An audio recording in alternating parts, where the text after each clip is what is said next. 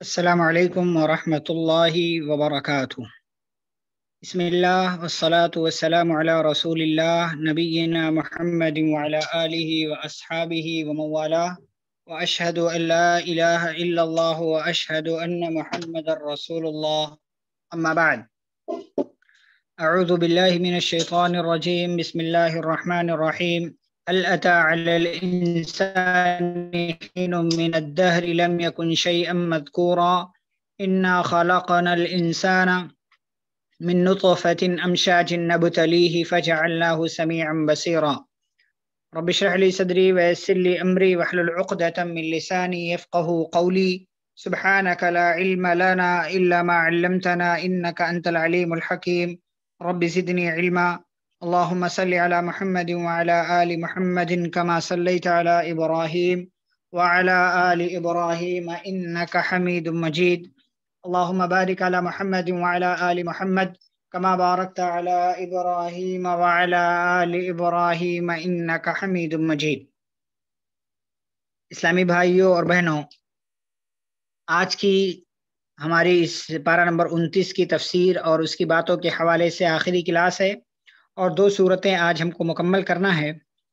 پارہ نمبر 29 کی جو سیکنڈ لاسٹ سورہ ہے، سورۃ الدہر، جس کا نام سورۃ الدہر ہے، یا اس کا دوسرا نام سورہ الانسان بھی ہے۔ یہ مدنی سورت ہے اور اس کے اندر 31 یعنی 31 آیتیں ہیں۔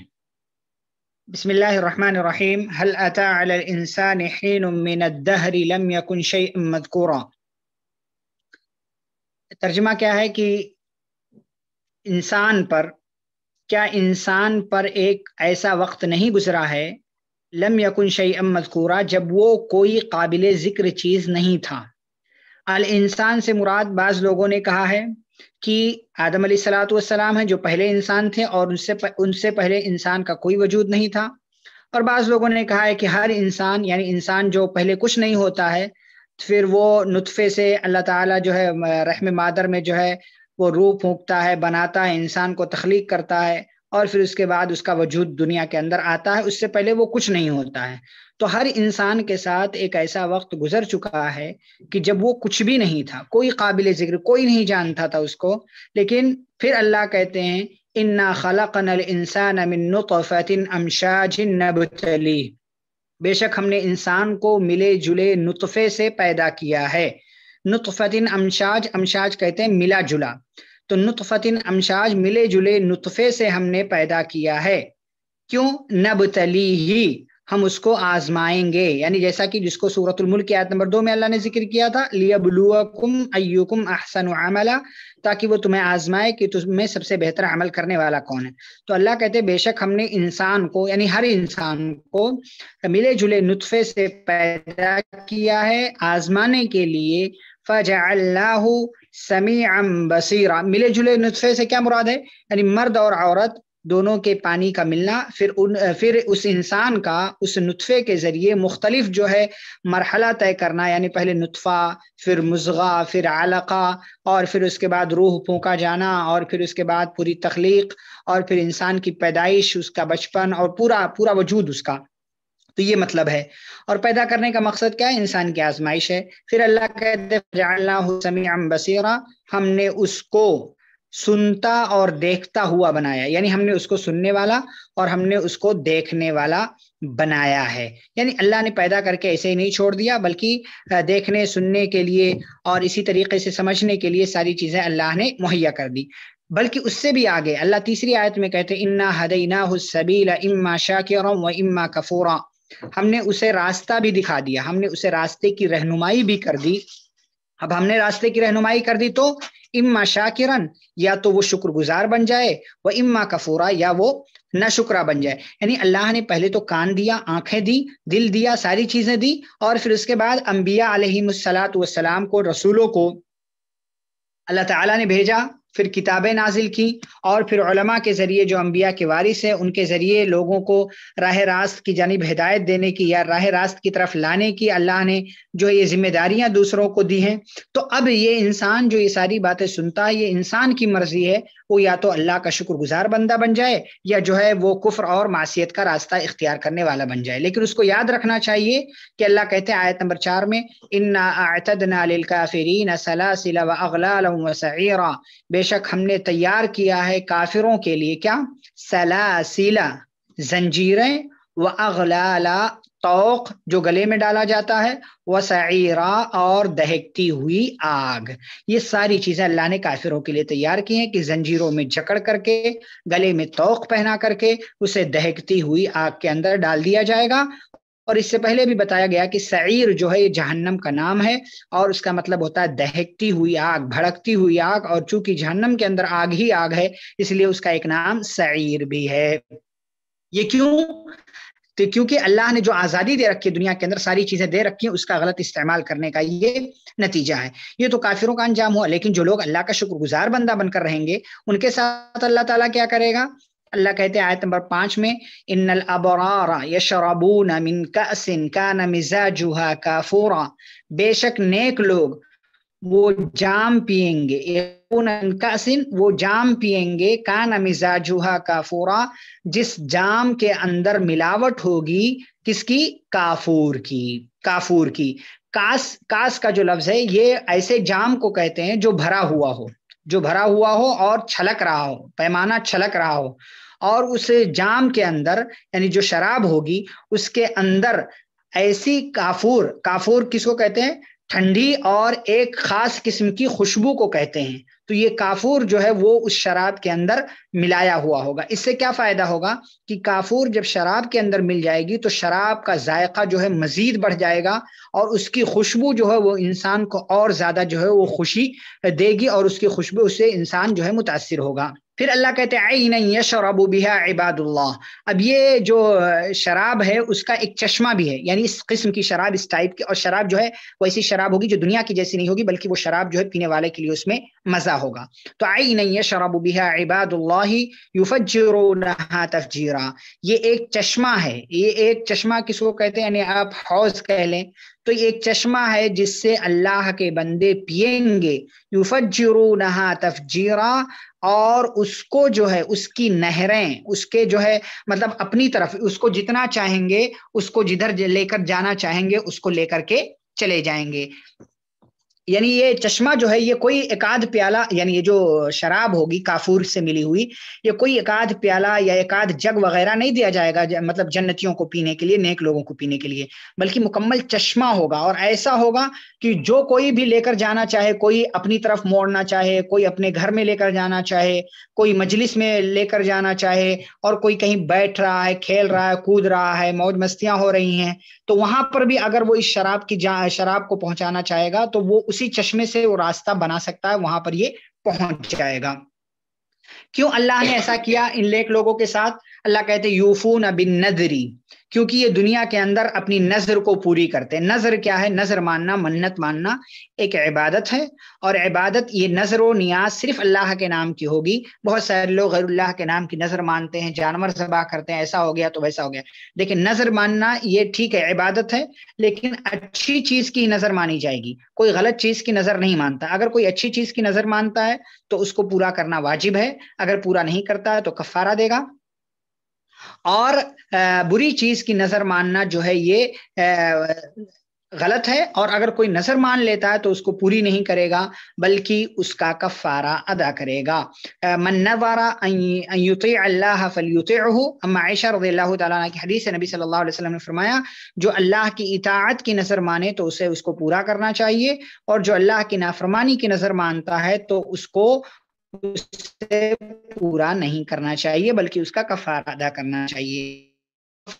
وہ ان کا کفارہ ہے یعنی 10 مسکین کو کھانا کھلانا، یا ان کو کپڑے پہنانا، اور یا ایک گردن آزاد کرنا، یا 3 دن کا روزہ رکھنا، جو ان میں سے کوئی کرنا چاہے وہ کر سکتا ہے۔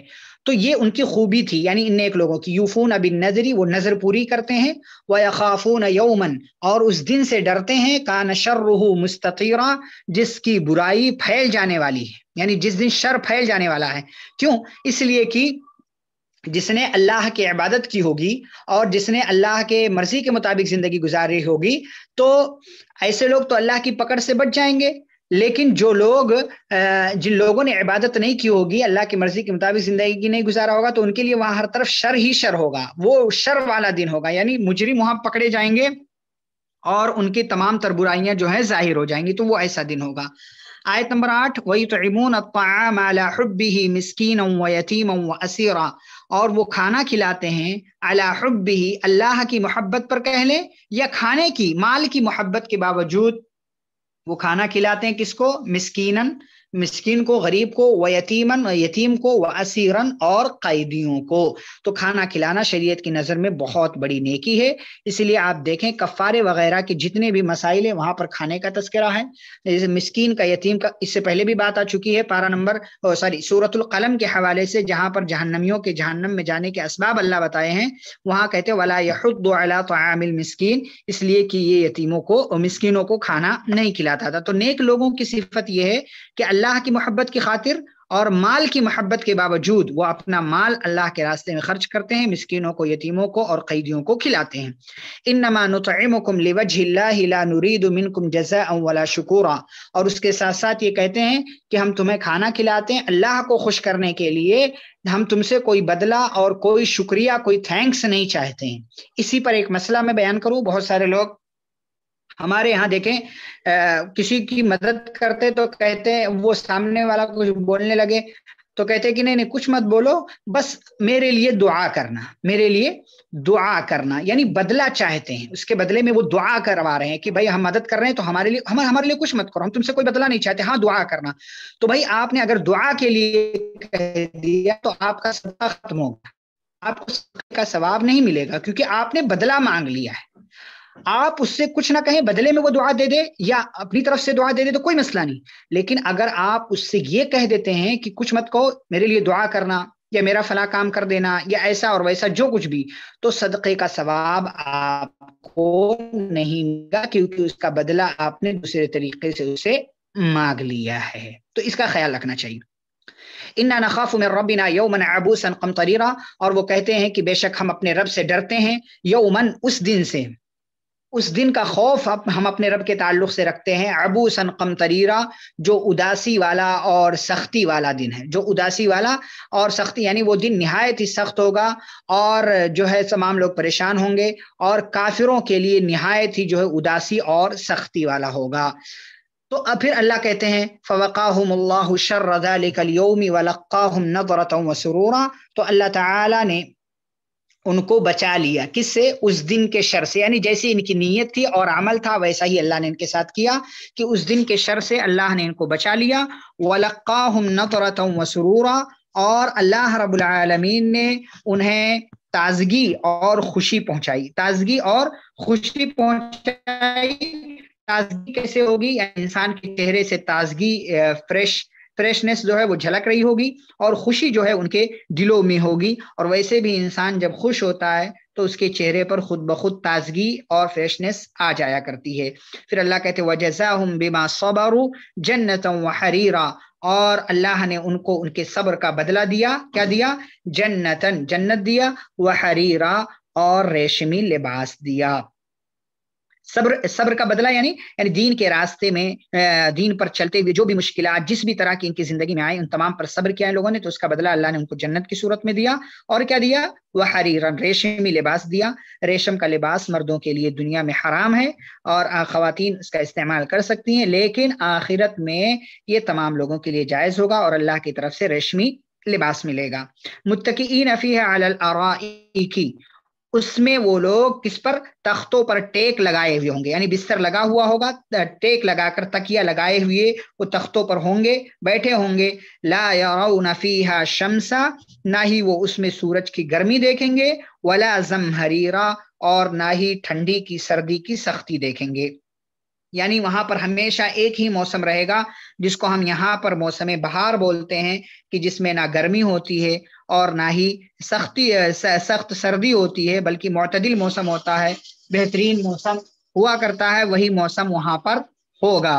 لیکن گرچہ بہت زیادہ دھوپ نہیں ہوگی، وَدَانِيَةً عَلَيْهِمْ ظِلَالُهَا، وَدَانِيَةً عَلَيْهِمْ ظِلَالُهَا، ان جنتوں کے سائے، یعنی باغ میں جو مطلب جنت میں جو پیڑ پودے ہوں گے اس کے سائے ان پر جھکے ہوئے ہوں گے، وَذُلِّلَتْ قُطُوفُهَا تَذْلِيلًا، اور ان پیڑوں کے جو پھل اور میوے گچھے ہوں گے وہ سب نیچے لٹکے ہوئے ہوں گے، وہ سب نیچے لٹکے ہوئے ہوں گے، اور ہر کوئی یعنی گویا کہ ایسا ہوگا کہ تمام فروٹ آواز دے رہے ہوں گے کہ آؤ مجھے کھاؤ، میرا استعمال کرو، مجھے کھاؤ، میرا استعمال کرو۔ تو اس طریقے کی جو ہے کیفیت وہاں جنت میں جنتیوں کے ساتھ ہوگی، اور جنتی اس طریقے سے مزہ لے رہے ہوں گے۔ آیت نمبر 15 ہے وَيُطَافُ عَلَيْهِمْ بِآنِيَةٍ مِّن فِضَّةٍ وَأَكْوَابٍ كَانَتْ قَوَارِيرَ، کہ ان پر چاندی کے برتنوں اور ان جاموں کا دور کرایا جائے گا، وہ جام ان کو دیے جائیں گے، کانت قواریرا، جو جام کیا ہوں گے؟ شیشے کے ہوں گے۔ یعنی جو ہے جنت کے اندر، جنت میں جو خدمت کرنے والے بچے ہوں گے وہ خادم انہیں یعنی ان جام کو اور چاندی کے پیالوں کو، چاندی کے برتنوں کو لے کر جنتیوں کے درمیان گھوم پھر رہے ہوں گے، اور وہ جو جام ہوگا وہ شیشے کا ہوگا، اور شیشہ کیسا ہوگا؟ قواریر من فضہ، شیشے بھی جو ہوں گے وہ چاندی کے ہوں گے، قدروہا تقدیرا، جس کو ناپنے والے نے ناپ کر رکھا ہوگا اندر، یعنی جو ساقی پلانے والا ہوگا، جو شراب ڈال رہا ہوگا، اس نے بالکل اندازے کے ساتھ ان شیشے کے، چاندی کے شیشے کے برتنوں میں شراب اور جام ڈال کر رکھا ہوگا، یعنی اس طریقے سے، یعنی اندازہ کر کے ڈالا ہوگا، تو یعنی اس طریقے سے کہ وہ شراب جو ہے ان کے لیے کافی بھی ہوگی، وہ مکمل سیراب بھی ہو جائیں گے، ان کی پیاس بھی ختم ہو جائے گی، اور جو ان کے اندر جو شوق ہوگا وہ شوق بھی بجھ جائے گا، اور جو جتنا ملے گا اتنا جو ہے وہ ختم کر جائیں گے جنتی، یعنی نہ کمی ہوگی، نہ زیادتی ہوگی، نہ اس سے ہاضمہ خراب ہوگا، نہ کوئی اور چیز ہوگی۔ وَيُسْقَوْنَ فِيهَا كَأْسًا كَانَ مِزَاجُهَا زَنْجَبِيلًا، اور وہاں پر جنت میں ایسے جام پلایا جائے گا ان کو، کأسن، ایسا جام، کان مزاجها زنجبیلا، کہ جس کے اندر زنجبیل ملی ہوئی ہوگی۔ اس سے پہلے ایک ایسا جام پلایا جائے گا، اس کا تذکرہ ہوا جس کے اندر کافور ملی ہوئی ہوگی، یہاں پر ایک ایسے جام کا اللہ تذکرہ کر رہے ہیں کہ جس کے اندر زنجبیل ملی ہوئی ہوگی۔ زنجبیل کس کو کہتے ہیں؟ سونٹ کو، ہمارے ہاں اس کو سونٹ بولتے ہیں، اور اگر اب آپ اس کو آسان زبان میں سمجھنا چاہیں تو سوکھی ہوئی ادرک، ڈرائی جو ادرک ہوتی ہے، جنجر جو ہوتا ہے، ڈرائی جنجر جو ہوتا ہے، اس کو زنجبیل کہتے ہیں۔ یہ گرم ہوتی ہے، اور یہ جب ملا دیا جائے شراب میں تو اس سے ایک الگ قسم کا جو ہے وہ ٹیسٹ پیدا ہوتا ہے، ٹھیک ہے؟ تو یہ جو ہے یہ جام بھی ان کو پلایا جائے گا، اور جیسے اس سے پہلے کافور ملی ہوئی جام کا جو ہے ایک چشمہ ہوگا جس کو جہاں لے کر جانا چاہیں گے جنتی لے کر چلے جائیں گے، ایسے ہی زنجبیل ملی ہوئی جو ہے شراب کا بھی ایک چشمہ ہوگا، عینن فیہا تسمی سلسبیلا، اس میں ایک چشمہ ہوگا جس کا نام کیا ہوگا؟ سلسبیل ہوگا، جس کا نام سلسبیل ہوگا، اور اس چشمے کو بھی وہ جہاں لے کر جانا چاہیں گے لے کر چلے جائیں گے۔ وَيَطُوفُ عَلَيْهِمْ وِلْدَانٌ مُخَلَّدُونَ، اور ان جنتیوں کے ارد گرد، ان کے آس پاس ہمیشہ، ان کے آس پاس ہمیشہ رہنے والے بچے گھوم رہے ہوں گے، رَأَيْتَهُمْ، جب آپ ان کو دیکھیں گے، حَسِبْتَهُمْ، تو آپ ان کو دیکھ کر آپ کو لگے گا، لُؤْلُؤًا مَنْثُورًا، کہ یہ بکھرے ہوئے موتی ہیں، یعنی اتنے پیارے، اتنے خوبصورت اور اتنے جو ہے بہترین بچے ہوں گے کہ وہ تمام جنتیوں کی خدمت کر رہے ہوں گے، اور آپ ان کو دیکھیں گے تو ایسا لگے گا کہ جیسے موتیاں بکھیر دی گئی ہوں۔ پہلے اللہ نے شراب کے اوصاف بیان کی، اب ساقی جو شراب پلانے والے جو بچے ہوں گے ان کے اوصاف بیان کیا کہ یہ ہمیشہ رہنے، یعنی وہ بچے وہاں پر ہمیشہ رہیں گے، جیسے جنتیوں کو موت نہیں آئے گی ایسے ان بچوں کو بھی موت نہیں آئے گی، اور یہ شراب پلانے کا اور جنتیوں کی خدمت کرنے کا کام کر رہے ہوں گے۔ اور دوسرے یہ کہ ان کا بچپن، جو بچے ہوں گے ان کا بچپن کبھی خراب نہیں ہوگا، نہ وہ بوڑھے ہوں گے، اور نہ ہی جو بچوں کے اندر ایک خوبصورتی ہوتی ہے، نہ ہی وہ خوبصورتی کبھی بھی ختم ہوگی، اور اتنے خوبصورت ہوں گے کہ جیسے موتی خوبصورت ہوتی ہے ویسے ہی یہ لوگ بھی جو ہے خوبصورت ہوں گے، اور منصورہ جو اللہ نے کہا کہ بکھرے ہوئے ہوں گے، تو ایسے ہی یعنی ہر طرف یہ لوگ پھیلے ہوئے ہوں گے، ہر طرف پھیلے ہوں گے، تمام جنتیوں کے پاس اتنے سارے بچے ہوں گے کہ تمام جنتیوں کی خدمت یہ کر رہے ہوں گے اور نہایت ہی تیزی کے ساتھ اپنا کام کریں گے۔ وَإِذَا رَأَيْتَ ثَمَّ رَأَيْتَ نَعِيمًا وَمُلْكًا كَبِيرًا، اور آپ جہاں بھی دیکھیں گے تو آپ نعمتیں دیکھیں گے اور بہت بڑی بادشاہت دیکھیں گے، یعنی جنت کے اندر ہر طرف نعمت ہی نعمت ہوگی اور ہر کوئی ایسا لگے گا کہ ہر کوئی بادشاہ ہے، ہر ایک کو اپنی بڑی بڑی بادشاہت جو ہے وہ نظر آ رہی ہوگی۔ پھر اللہ کہتے ہیں نعمت کا تذکرہ کرتے ہوئے عالیہم ثیاب سندس، ان کے اوپر باریک ریشم کے کپڑے ہوں گے، خضر یعنی ہرے سرسبز، سبز جو ہے ہرے گرین کلر کے جو ہے ریشم کے کپڑے ہوں گے، باریک ریشم، سندس کہتے ہیں باریک ریشم کو، اور خضر کہتے ہیں گرین، وہ استبرق کہتے ہیں موٹے ریشم کو۔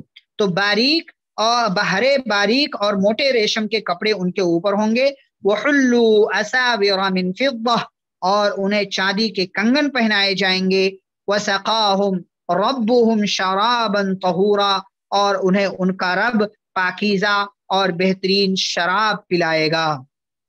یعنی جیسے ایک دور تھا، یعنی ابھی اس دنیا کے اندر کہ بادشاہ کو پلانے والے، سرداروں کو پلانے والے، اور جو ہے جو بھی قوم کے جو ہے بڑے ہوتے ہیں ان کو پلانے کے لیے لوگ موجود ہوتے ہیں، یا ان کا پہناوا ہوتا ہے، ان کا لباس ہوتا ہے کہ شاہانہ لباس ہوتا ہے، ایسے ہی جنت کے اندر جنتی تمام جو ہے بادشاہ نظر آئیں گے اور ان کے کپڑے جو ہے ریشم کے ہوں گے، بہترین ریشم، کوئی موٹا ریشم، باریک ریشم، چاندی کے کنگن ہوں گے، اور رب کی طرف سے ان کو شراب پلائی جائے گی۔ پھر اللہ کہتے ہیں یہ ساری نعمتیں جنتیوں کے تعلق سے گنوانے کے بعد ان ھذا کان لکم جزاء وکان سعیکم مشکورا، یہ ہے تمہارے، اللہ کی طرف سے کہا جائے گا یہ تمہارے عمل کا بدلہ ہے، وکان سعیکم مشکورا، اور تمہاری کوشش جو تھی اس کی یہاں پر قدر کی گئی اور تمہیں تمہاری کوشش کا پورا پورا بدلہ دے دیا گیا۔ تو یہ تفصیل ہے جنت کے اندر کی جو نعمتیں ہیں اس کی تفصیل اللہ نے ذکر کی ہے۔ اچھا جہنم کے اندر کون کون سے عذاب ہوں گے یہ اس کے بعد والی سورہ میں، جس کو ہم ابھی دیکھیں گے انشاءاللہ۔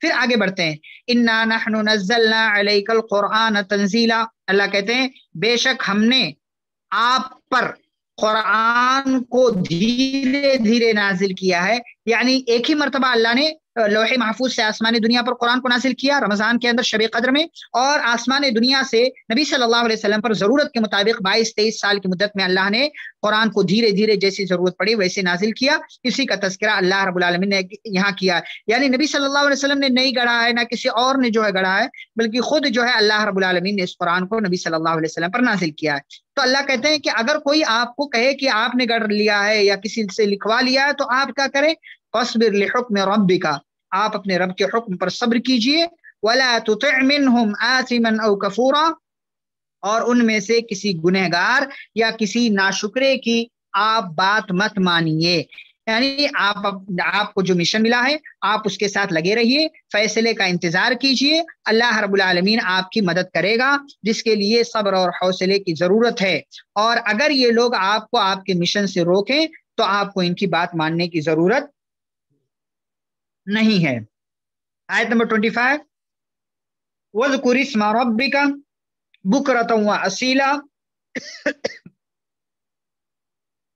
اور اپنے رب کا نام ذکر کیجئے، بکرہ صبح، وَأَصِيلًا اور شام، یعنی شام اور صبح کے اذکار کا اہتمام کیجئے، رب کو یاد کیجئے۔ اس سے پہلے بھی اس تعلق سے بات آ چکی ہے، وَمِنَ اللَّيْلِ فَاسْجُدْ لَهُ، اور رات میں اس کے لیے سجدہ کیجئے، یعنی تہجد کا اہتمام کیجئے، وَسَبِّحُوا لَيْلًا طَوِيلًا، اور بہت رات تک یعنی رات میں دیر تک اس کی تسبیح بیان کیجئے۔ اور مطلب رات میں سجدہ کرنے کے تعلق سے بعض لوگوں نے کہا مغرب اور عشاء کی نماز بعض لوگوں نے مراد لیا ہے، اور تسبیح کا مطلب یہ ہے اللہ رب العالمین کی کو ہر عیب سے پاک مانا جائے، اور بعض لوگوں نے اس سے جو ہے رات کی نفلی نماز دیا۔ بہرحال نماز اور اذکار کا اہتمام کرنا چاہیے۔ پھر انسان کی فطرت اور کفار مکہ کے تعلق سے اللہ نے بتایا ان ہؤلاء یحبون العاجلہ، بے شک یہ لوگ عاجلہ کو پسند کرتے ہیں، اور عاجلہ کیا ہے، یعنی جلدی آنے والی، یعنی دنیا، جو اس سے پہلے سورۃ القیامہ میں بھی بیان کیا گیا، بے شک یہ لوگ دنیا کو پسند کرتے ہیں، اور دنیا کو عاجلہ کیوں کہا گیا، کیونکہ یہ جلدی آئی ہوئی ہے۔ وَيَذَرُونَ وَرَاءَهُمْ يَوْمًا ثَقِيلًا، اور یہ لوگ اپنے پیچھے بہت بھاری دن چھوڑ رہے ہیں، بہت بھاری دن، یعنی ان کو ابھی دنیا کے اندر احساس نہیں ہے کہ یہ کیا غلط کر رہے ہیں، لیکن ایک دن ایسا آنے والا ہے جو دن ان کے لیے بہت زیادہ بھاری ہوگا، پھر وہاں پر ان کو اپنی غلطی کا احساس ہوگا۔ اللہ کہتے ہیں نحن خلقناہم وشددنا اسرہم، ہم نے انہیں پیدا کیا اور ہم نے ہی ان کے جوڑ اور بندھن مضبوط کیے، یعنی انسان کی پیدائش کو اللہ نے مضبوط بنایا۔ پورا دیکھیں سر کا نظام سسٹم دیکھیں، دماغ کی نسیں، پورا سر، آنکھ، کان، ناک اور دانت، منہ، ہونٹ، اور پھر اس کے بعد کان اور ہاتھ پیر، پھر ہاتھ میں انگلیاں، انگلیوں کے اندر پور، پھر پیٹ کے اندر اوجڑی، اور پتہ نہیں کیا کیا پورا سسٹم اللہ کہتے ایک ایک جوڑ کو اللہ کہتے ہیں ہم نے پیدا کیا اور اس کو مضبوط بنایا۔ وَإِذَا شِئْنَا بَدَّلْنَا أَمْثَالَهُمْ تَبْدِيلًا، اور اللہ کہتے ہیں ہم جب چاہیں تب ان کے جیسا کسی اور کو ان کی جگہ پر لے کر کے چلے آئیں، اللہ ہر چیز پر قادر ہے۔ ان هذه تذکرہ، بے شک یہ قرآن جو ہے، یہ بات جو ہے، یہ نصیحت ہے۔ فمن شاء اتخذ الى ربه سبیلا، بس جو چاہے اپنے رب کی طرف راستہ جو ہے وہ اختیار کر لے، بنا لے۔ وما تشاءون الا ان یشاء اللہ، اور تمہارے چاہنے سے کچھ نہیں ہوتا مگر جب تک کہ اللہ نہ چاہے، یعنی آپ جو ہے یہ سوچے دنیا کے اندر سارے وسائل، سارے سورس، ساری چیزیں آپ اختیار کر لیں اور اس کے بدلے کوئی کام کرنا چاہیں کہ میں کر لوں گا، میرے پاس تو سب کچھ ہے، تو جب تک اللہ کی توفیق نہ ہو آپ کچھ بھی نہیں کر سکتے۔ اسی لیے ہمیشہ اللہ سے خیر کی توفیق مانگنا چاہیے اور شر سے بچنے کی ہمیشہ اللہ سے توفیق مانگنا چاہیے۔ ان اللہ کانا علیما حکیما، بے شک اللہ جاننے والا، حکمت والا ہے، یعنی کون سی چیز آپ کے لیے بہتر ہے، کون سی چیز بہتر نہیں ہے، تو اس کا علم اللہ کو ہے اور حکمت بھی اللہ کے پاس۔ انسان کو تو بہت تھوڑا علم دیا گیا ہے، انسان کو حکمت بھی بہت تھوڑی دی گئی ہے، اس لیے صرف انسان کے چاہ لینے سے کچھ نہیں ہوتا، گرچہ اس کے پاس سارے پیسے، سارا مال و دولت ہو، لیکن صرف انسان اگر چاہ لے تو صرف انسان کے چاہ لینے سے کچھ نہیں ہوتا ہے۔ شداد نے جنت بنوائی لیکن جنت بنانے کا کیا فائدہ، وہ اس کو دیکھ بھی نہیں سکا، تو ایسے ہی صرف انسان کے چاہنے سے کچھ نہیں ہوتا جب تک کہ اللہ نہ چاہے۔ پھر اس سورہ کی آخری آیت ہے یدخل من یشاء فی رحمتہ، اللہ رب العالمین اپنی رحمت میں جس کو چاہتا ہے داخل کر لیتا ہے۔ والظالمین اعد لهم عذابا علیما، اور ظالموں کے لیے اللہ نے دردناک عذاب تیار کیا ہے۔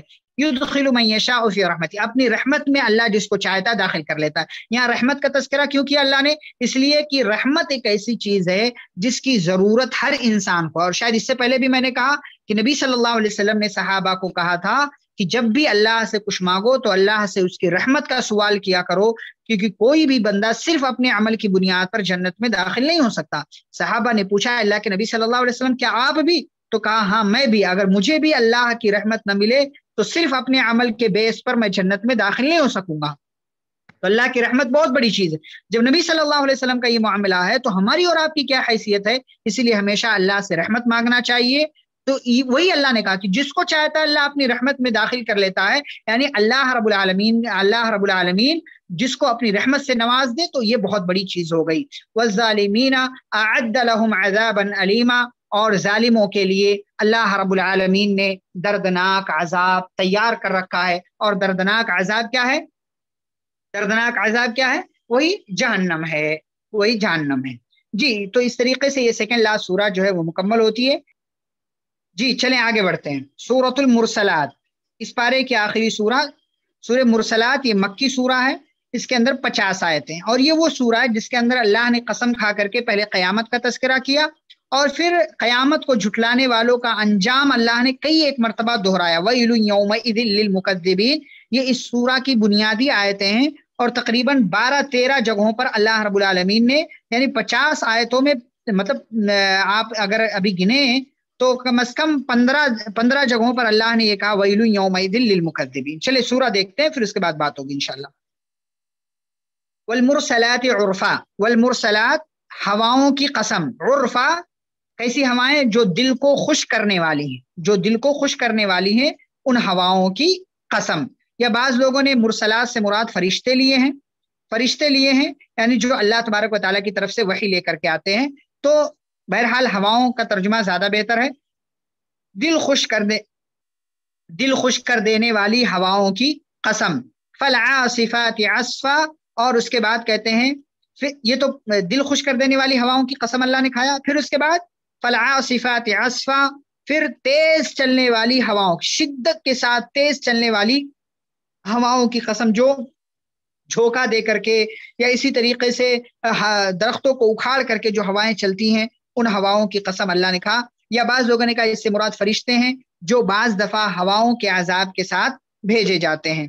والناشرات نشرا، پھر بادل اٹھا کر لانے والی ہواؤں کی قسم، یعنی جو بادل اٹھا کر لاتی ہیں ہوائیں اور پھر ان کو پھیلا دیتی ہیں، ان ہواؤں کی قسم اللہ رب العالمین نے کھایا ہے۔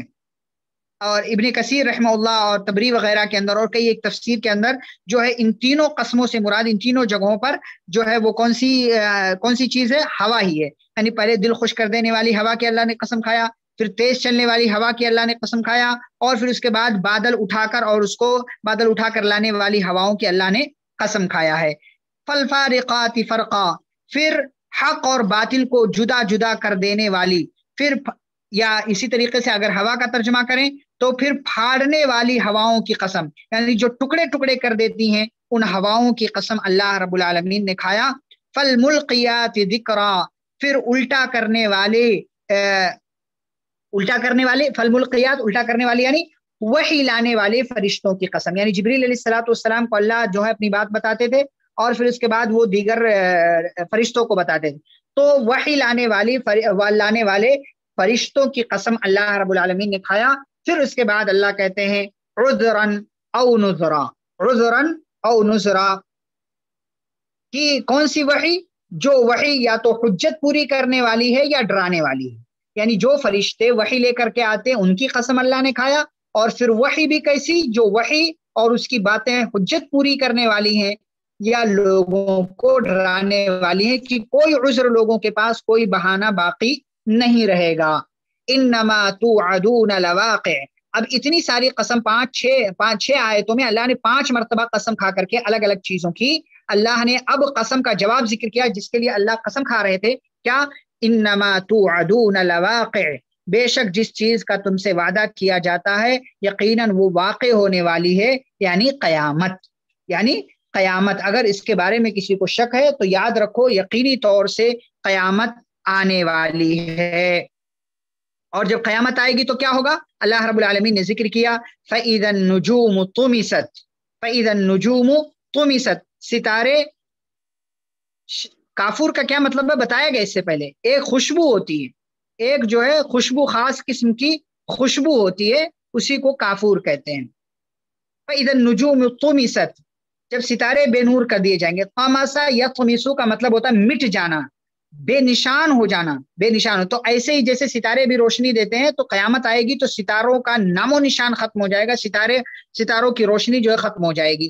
یہ ایک بات۔ وَإِذَا السَّمَاءُ فُرِجَتْ، اور جب آسمان پھٹ جائے گا، آسمان کو توڑ پھوڑ دیا جائے گا۔ وَإِذَا الْجِبَالُ نُصِفَتْ، جب پہاڑ ٹکڑے ٹکڑے کر کے اڑا دیے جائیں گے، یعنی زمین سے ان کو اٹھا دیا جائے گا اور ان کو بالکل چورا چورا کر کے زمین کو صاف اور شفاف کر دیا جائے گا، زمین کو پہاڑوں سے پاک کر دیا جائے گا۔ وَإِذَا الرُّسُلُ أُقِّتَتْ، اور جب رسولوں کو پیغمبروں کو وقت مقررہ پر لایا جائے گا، یعنی جب حساب و کتاب کا وقت آئے گا فیصلے کے لیے، قضا کے لیے، تو رسولوں کی بات بھی اللہ سنیں گے قوموں پر حجت قائم کرنے کے لیے، کیونکہ قوموں کی طرف اللہ نے ان کو بھیجا تھا، تو اسی لیے اللہ نے رسولوں کو گواہ بھی بنایا ہے تمام لوگ، جس کا تذکرہ اللہ نے سورۃ النساء میں کیا، فَكَيْفَ إِذَا جِئْنَا مِنْ كُلِّ أُمَّةٍ بِشَهِيدٍ وَجِئْنَا بِكَ عَلَى هَؤُلَاءِ شَهِيدًا، اللہ نے کہا کہ جب ہم ہر امت پر ایک گواہ لے کر کے آئیں گے، اور نبی صلی اللہ علیہ وسلم سے کہا کہ ہم تمام امتوں پر آپ کو گواہ بنانے والے ہیں، تو تمام لوگوں کو، تمام قوموں پر، تمام رسولوں کو گواہ بنایا جائے گا، اور وقت مقررہ پر، فکس ٹائم پر تمام رسولوں کو جمع کیا جائے گا۔ لِأَيِّ يَوْمٍ أُجِّلَتْ، لِأَيِّ یومن اجلت، کس دن کے لیے ان سب کو مؤخر کیا گیا، یعنی انہیں مہلت دی گئی، کس دن کے لیے؟ ظاہر سی بات ہے قیامت کے لیے، عظیم دن کے لیے، یعنی وہ ایسا دن ہوگا جس دن تمام لوگوں کو جمع کیا جائے گا۔ لیوم الفصل، پھر خود ہی اللہ نے جواب دیا فیصلے کے دن کے لیے، یعنی جس دن تمام لوگوں کے درمیان فیصلہ ہوگا، کوئی جنت میں جائے گا، کوئی جہنم میں جائے گا، اور جو ہے اپنے اپنے عمل کے حساب سے بدلہ ملے گا۔ پھر اللہ کہتے ہیں وما ادراک ما یوم الفصل، تمہیں کیا پتا کہ فیصلے کا دن کیا ہے، یعنی اس کی حقیقت سے تم آگاہ نہیں ہو، اس کی حقیقت سے تم آگاہ نہیں۔ فیصلے کا دن ایسا ہوگا وَيْلٌ يَوْمَئِذٍ لِّلْمُكَذِّبِينَ، دیکھیں پہلی مرتبہ آیا آیت نمبر 15 میں وَيْلٌ يَوْمَئِذٍ لِّلْمُكَذِّبِينَ، اس دن جھٹلانے والوں کے لیے خرابی ہے، ہلاکت ہے، بربادی ہے۔ اور ویل جو ہے یہ جہنم کی ایک وادی کا نام ہے، جہنم کی ایک وادی کا نام ہے، اور یہ جو آیت اللہ نے جھٹلانے والوں کے لیے ویل ہوگا اس دن، یہ جو بار بار دہرایا ہے، یہ جھوٹ کی مذمت، جھوٹ کی برائی، جھوٹ کی سختی بیان کرنے کے لیے، چاہے وہ قیامت کے تعلق سے جھوٹ بولنا ہو، اللہ کے تعلق سے جھوٹ بولنا ہو، نبی صلی اللہ علیہ وسلم کے تعلق سے جھوٹ بولنا ہو، یا کسی اور جو ہے دین کی بات کے حوالے سے جھوٹ بولنا ہو، ایسے تمام لوگوں کے لیے ویل ہے، جس کو اللہ نے کئی ایک جگہوں پر ذکر کیا ہے۔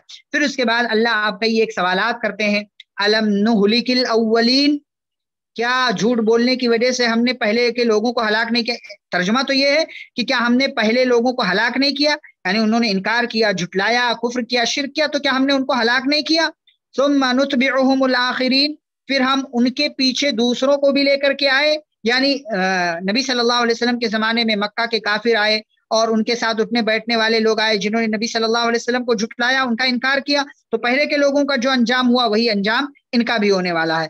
اللہ کہتے کذالک، ایسے ہی نفعل بالمجرمین، ہم مجرموں کے ساتھ کرتے ہیں، یعنی یا تو دنیا میں سزا دیتے ہیں یا تو آخرت میں سزا دیں گے۔ پھر وہی اللہ دہرا رہے ہیں وَيْلٌ يَوْمَئِذٍ لِّلْمُكَذِّبِينَ، وَيْلٌ يَوْمَئِذٍ لِّلْمُكَذِّبِينَ، ویل ہے اس دن جھٹلانے والوں کے لیے، افسوس ہے، ویل ہے، جہنم کی وادی ہے۔ پھر اس کے بعد اللہ سوال کرتے ہیں الم نخلقکم من ماء مہین، کیا ہم نے تمہیں حقیر پانی سے نہیں پیدا کیا؟ حقیر پانی یعنی منی کے قطرے سے، ماء مہین، مہین کہتے ہیں حقیر، حقیر بالکل معمولی، تو کیا ہم نے تم کو حقیر پانی سے پیدا نہیں کیا؟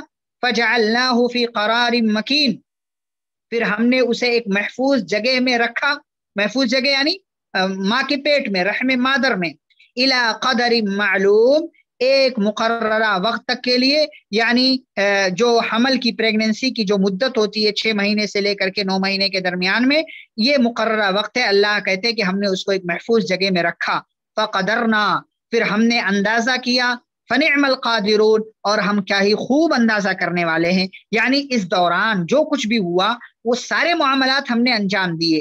ماں کے پیٹ میں جو بھی انسان کے جسم کی بناوٹ اور پوری جو تمام معاملات ہیں، آنکھ پیر سے پورا، مطلب پوری باڈی کا جو اسٹرکچر ہے پورا وہ، اور پورا جو یہ وقت ہے پورا، یہ سب کس نے کیا؟ فقدرنا، ہم نے کیا، اور ہم کیا ہی خوب کرنے والے ہیں۔ لیکن پھر بھی لوگ ہمیں اللہ کہتے ہیں پھر بھی لوگ ہمیں جھٹلاتے ہیں، ہمارا انکار کرتے ہیں، تو وَيْلٌ يَوْمَئِذٍ لِّلْمُكَذِّبِينَ، اس دن جھٹلانے والوں کے لیے ویل ہے۔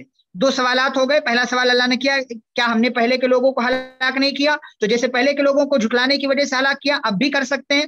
دوسرا سوال اللہ نے کیا ہم نے تم کو حقیر پانی سے پیدا نہیں کیا؟ یعنی ہم نے ہی تم کو پیدا کیا اور تم ہمیں جھٹلاتے ہو۔ پھر تیسرا سوال اللہ کرتے ہیں آیت نمبر 25 میں، الم نجعل الارض کفاتا، کیا ہم نے زمین کو سمیٹنے والی نہیں بنایا؟ کس کو سمیٹنے؟ زمین سمیٹتی ہے کس کو؟ احیاء و امواتا، زندوں کو بھی مردوں کو بھی، یعنی زمین اپنے اندر زندوں کو بھی لے لیتی ہے، مردوں کو بھی لے لیتی ہے۔ زندہ لوگ اس کے اوپر رہتے ہیں، مردہ لوگ اس کے اندر رہتے ہیں۔ وجعلنا فیہا رواسی شامخات، اور ہم نے اس میں یعنی زمین میں کیا رکھا؟ پہاڑ، راسیتن جمع رواسی، پہاڑ رکھے۔ کیسے پہاڑ؟ شامخات، اونچے اونچے پہاڑ ہم نے اس میں بنا دیے۔ واسقیناکم ماء فراتا، اور ہم نے تمہیں میٹھا پانی پلایا، یعنی یہ سب تمہارے لیے اللہ کہتے ہیں ہم نے کیا، جیسا کہ سورۃ الملک میں بات آ چکی تھی۔ لیکن پھر بھی تم ہمارے احسانات کو بھول کر ہمیں جھٹلاتے ہو، تو سنو وَيْلٌ يَوْمَئِذٍ لِّلْمُكَذِّبِينَ، اس دن جھٹلانے والوں کے لیے ویل ہے، افسوس ہے۔ پھر اللہ کہتے ہیں کہ جھٹلائے ہو نا دنیا کے اندر، تو اب یہاں پر تمہیں کیا انجام ملنے والا ہے؟ یعنی یوم الفصل، فیصلے والے دن تمہارا کیا بدلہ ہے؟ انطلقوا، چلو، الی ما کنتم بہ تکذبون، اس چیز کی طرف جس کو تم جھٹلاتے تھے، یعنی جہنم کا تم انکار کرے۔ کون سی جہنم، کون سی جنت، کون سی قیامت، کون سی آخرت؟ تو جو ہے چلو اس کی طرف. یہ فرشتے کہیں گے ان جھٹلانے والوں سے کہ جس چیز کو تم جھٹلاتے ہو نا چلو اب اسی کی طرف یعنی جہنم کو. انطلقوا چلو الی ظل اس سائے کی طرف ذی ثلاث شعب جو 3 شاخوں والا ہے جو 3 حصوں والا ہے. جہنم سے جو دھواں آئے گا وہ اوپر کی طرف جب دھواں نکلے گا نا تو تین طرف میں 3 سائیڈ میں وہ پھیل جائے گا. 3 سائیڈ میں جیسے دیوار کا درخت کا جو ہے سایہ ہوتا ہے, ایک طرف سایہ نہیں ہوتا باقی 3 طرف سائے ہوتے ہیں.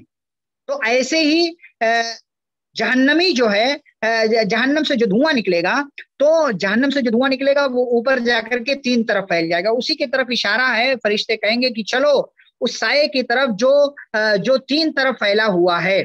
لا ذلیل لیکن کیسا سایہ ہے یہ؟ دنیا کے اندر جو سایہ ہوتا ہے وہ انسان کو سکون دیتا ہے, جہنم کا سایہ سکون نہیں دے گا. پھر کیسا ہوگا؟ لا ذلیل نہ ہی وہ گہرا سایہ ہوگا یعنی نہ وہ سایہ دینے والا ہوگا. ولا یغنی من اللہب اور نہ ہی انسان کو شعلے سے اس لپٹ سے آگ کی لپٹ سے بچا سکے گا یعنی جہنم کی حرارت سے انسان کے لیے بچنا ممکن نہیں ہوگا. پھر انہا ترمی بشرر کالقصر بے شک وہ پھینکے گی. کون پھینکے گی؟ جہنم. کیا پھینکے گی؟ بشرر ایسی چنگاری کالقصر جو کہ محل یعنی ایک بنگلے کے برابر ہے, یعنی بنگلے کے اتنے بڑی بڑی ایک محل کے اتنی بڑی بڑی چنگاری جو ہے وہ جہنم پھینکے گی اپنے اندر سے. کانہ جمالۃ صفر اور وہ ایسی چنگاری ہوگی گویا کہ لگے گا کہ وہ زرد اونٹ ہے یعنی دور سے دکھنے میں ایسا لگے گا کہ وہ یلو کلر کا اونٹ ہے, یلو کلر کا اونٹ ہے. یعنی اس کی چنگاری اتنی بڑی بڑی ہوگی کہ جیسے محل ہوتا ہے, کوئی قلعہ ہوتا ہے, کوئی بڑی سی بلڈنگ ہوتی ہے, اور پھر وہ چنگاری اس کے ایسے ٹکڑے ہوں گے اور ایک ایک ٹکڑا ایسا ہوگا کہ جیسے اونٹ ہوا کرتا ہے. وَيْلٌ يَوْمَئِذٍ لِّلْمُكَذِّبِينَ اور یہ ساری چیزیں کس لیے؟ کیونکہ لوگ جھٹلاتے تھے تو اس دن جھٹلانے والوں کے لیے ویل ہے. هَذَا يَوْمُ لَا يَنْطِقُونَ اللہ کہتے ہیں آج کا دن وہ دن ہے کہ یہ لوگ بول ہی نہیں پائیں گے. یعنی جہنمی جو ہے, مجرم جو ہے, جھٹلانے والے جو ہیں, یہ بولنا چاہیں گے کچھ بھی تو بولنے نہیں آئے گا ان کو. کیوں؟ اس لیے کہ ان کو پتا ہے کہ ہم نے غلطی کی ہے. تو اللہ کہتے ہیں یہ بول بھی نہیں پائیں گے. اور ایک وقت ایسا آئے گا کہ یہ لوگ جھوٹ بولنا چاہیں گے وہاں پر, تو اللہ تعالیٰ ان کے منہ پر جو ہے یعنی ان کے منہ پر فیس پر مہر لگا دے گا. پھر ان کے ہاتھ ان کے پاؤں جو ہے ان کے خلاف گواہی دیں گے, جس کو اللہ نے سورہ حامیم سجدہ کے اندر ذکر کیا ہے, سورہ یاسین اور سورۃ النور کے اندر ذکر کیا ہے کہ انسان کے ہاتھ پیر جلد یہاں تک کہ انسان کی زبان خود اس کے اپنے خلاف گواہی دے گی, ہاتھ پیر گواہی دیں گے. تو یہ انسان جھوٹ بولنا چاہے گا. پھر اس کے بعد یہ لوگ بول بھی نہیں پائیں گے. وَلَا يُؤْذَنُ لَهُمْ فَيَعْتَذِرُونَ اور نہ ہی ان کو عذر پیش کرنے کی, معذرت کرنے کی اجازت دی جائے گی. یعنی ان کے پاس کوئی عذر ہی نہیں ہوگا کہ وہ پیش کر سکیں, اور اگر ہے بھی تو اس کی اجازت بھی ان کو نہیں ملے گی. وَيْلٌ يَوْمَئِذٍ لِّلْمُكَذِّبِينَ اس دن جھٹلانے والوں کے لیے ویل ہے. پھر آیت نمبر 38 میں اللہ کہتے ہیں هَذَا يَوْمُ الْفَصْلِ جَمَعْنَاكُمْ وَالْأَوَّلِينَ یہ فیصلے کا دن ہے کہ جس دن ہم نے تم کو بھی جمع کیا اور پہلے کے لوگوں کو بھی جمع کیا. یہ اللہ جو ہے اپنے بندوں سے کہے گا کہ یعنی ہماری قدرت دیکھو کہ ہم نے پہلے کے تمام لوگوں کو اور تم سب کو یہاں پر جمع کر دیا ہے فیصلے کے لیے. فَإِنْ كَانَ لَكُمْ كَيْدٌ اگر تمہارے پاس کوئی چال ہے, فَكِيدُونَ تو میرے خلاف چل سکتے ہو. یعنی یہ دھمکی ہوگی یعنی کچھ تم کر تو نہیں سکتے, لیکن اللہ تعالیٰ انہیں مزید رسوا کرنے کے لیے یہ کہیں گے کہ اگر کوئی چال ہے تو چلو, جیسے دنیا کے اندر تم چل سکتے تھے, یہاں سے میری قدرت سے نکلنا چاہو تو نکل جاؤ, لیکن کس میں طاقت ہوگی؟ وَيْلٌ يَوْمَئِذٍ لِّلْمُكَذِّبِينَ اس دن جھٹلانے والوں کے لیے ویل ہے. یہ تو بات ہو گئی جہنمیوں کی. اب جنتیوں کا کیا معاملہ ہوگا؟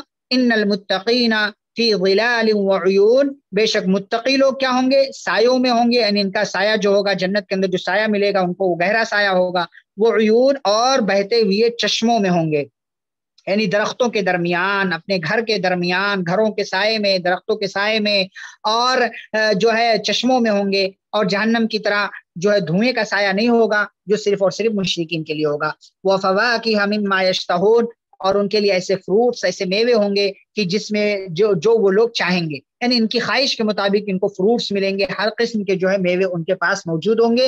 اور کہا جائے گا کُلُوا وَاشْرَبُوا هَنِيئًا بِمَا كُنتُمْ تَعْمَلُونَ کھاؤ اور پیو مزے سے اپنے عمل کے بدلے میں، بما کنتم اس چیز کی وجہ سے، ما کنتم تعملون جو تم عمل کرتے تھے. یعنی اللہ تعالیٰ یہ احسان کے طور پر ان سے کہے گا کہ جنت کی جو ساری نعمتیں تمہیں مل رہی ہیں یہ تمہارے عمل کے بدلے تمہیں مل رہا ہے کہ اللہ نے تم کو اپنی رحمت میں داخل کر دیا اور اپنی رحمت سے تمہیں یہ ساری نعمتیں نواز رہا ہے. پھر اللہ کہتے ہیں انا کذالک نجزی المحسنین، جو لوگ احسان کرتے ہیں تو بے شک ہم احسان کرنے والوں کو ایسا ہی بدلہ دیتے ہیں. یعنی اللہ تعالیٰ لوگوں کو ابھار رہے ہیں، ترغیب دے رہے ہیں، لوگوں کو بتا رہے ہیں کہ لوگوں ایسے ہی بن کر کے رہو گے، یعنی نیک بنو گے تو تمہیں اتنا بہترین بدلہ ملے گا. لیکن اگر جھٹلایا تو سنو آیت نمبر 45 میں اللہ کہتے ہیں وَيْلٌ يَوْمَئِذٍ لِّلْمُكَذِّبِينَ، اس دن جھٹلانے والوں کے لیے ویل ہے، خرابی ہے، بدبختی ہے. کُلُوا وَتَمَتَّعُوا قَلِيلًا إِنَّكُمْ مُجْرِمُونَ، اور ان جھٹلانے والوں سے کہا جائے گا کھاؤ، یعنی دنیا کے حساب سے ان سے کہا جا رہا ہے کھاؤ اور تھوڑا سا مزہ لے لو، دنیا کے اندر تھوڑا سا مزہ لے لو. انکم مجرمون، بے شک تم ہی اصل گنہگار ہو. یعنی اللہ تعالیٰ جو ہے، اللہ تعالیٰ کی یہ عام بات ہے تمام جھٹلانے والوں کے لیے، جو بھی جھٹلاتے ہیں، انکار کرتے ہیں، کفر کا راستہ جنہوں نے اختیار کر رکھا ہے. تو اللہ کہتے ہیں دنیا کی زندگی ملی ہے تو مزے کر لو، تھوڑا سا کھا لو، مزے اٹھا لو، مزے اڑا لو، لیکن یاد رکھو تم ہی مجرم ہو، اور مجرموں کا ٹھکانہ کیا ہے؟ وَيْلٌ يَوْمَئِذٍ لِّلْمُكَذِّبِينَ، جھٹلانے والوں کے لیے، مجرموں کے لیے ویل ہے. پھر آخر کی 2-3 آیتیں وَإِذَا قِيلَ لَهُمُ ارْكَعُوا، جب ان سے دنیا میں کہا جاتا تھا رکوع کرو تو رکوع نہیں کرتے تھے. یعنی رکوع جز بول کر کے، ایک پارٹ بول کر کے پوری نماز مراد لیا. یعنی جب ان سے کہا جاتا تھا رکوع کرو یعنی نماز پڑھو، لا يرکعون، تو یہ لوگ نماز نہیں پڑھتے تھے. وَيْلٌ يَوْمَئِذٍ لِّلْمُكَذِّبِينَ، اس دن جھٹلانے والوں کے لیے ویل ہے. یعنی ان لوگوں نے اللہ کی باتوں کا انکار کر دیا، جھٹلا دیا، تو ایسے لوگوں کے لیے ویل ہے. پھر آخری آیت میں اللہ کہتے ہیں فَبِأَيِّ حدیث بعدہ یؤمنون، تو اب اس قرآن کے بعد یہ لوگ کس بات پر ایمان لائیں گے؟ دیکھیں یہاں پر حدیث جو ہے وہ اس کا معنی حدیث نہیں ہے، بلکہ حدیث کا مطلب ہے قرآن. یہاں پر حدیث جو اللہ نے کہا وہ قرآن کے معنی میں ہے. تو جیسے قرآن محفوظ ہے ایسے ہی حدیث بھی محفوظ ہے، اور حدیث کبھی کبھی قرآن کے لیے بولا جاتا ہے، اور اسی لیے اہل حدیث جو کہا جاتا ہے تو اس کا مطلب صرف یہ نہیں کہ حدیث ماننے والا، بلکہ قرآن اور حدیث دونوں کو ماننے والا. اس لیے قرآن بھی حدیث ہے اور حدیث تو اپنی جگہ پر حدیث ہے ہی ہے. یہ جو ہے آج کی 2 صورتیں ہوئیں، اور اس طریقے سے پارہ نمبر 29 الحمدللہ مکمل ہوئی. چلیں پھر کلاس فنش کرتے ہیں. انشاءاللہ ایگزام کے تعلق سے مزید باتیں جو ہے وہ کل آپ سب کو اپڈیٹ کر دی جائیں گی. اللہ آپ سب کو خوش رکھے. السلام علیکم ورحمۃ اللہ وبرکاتہ.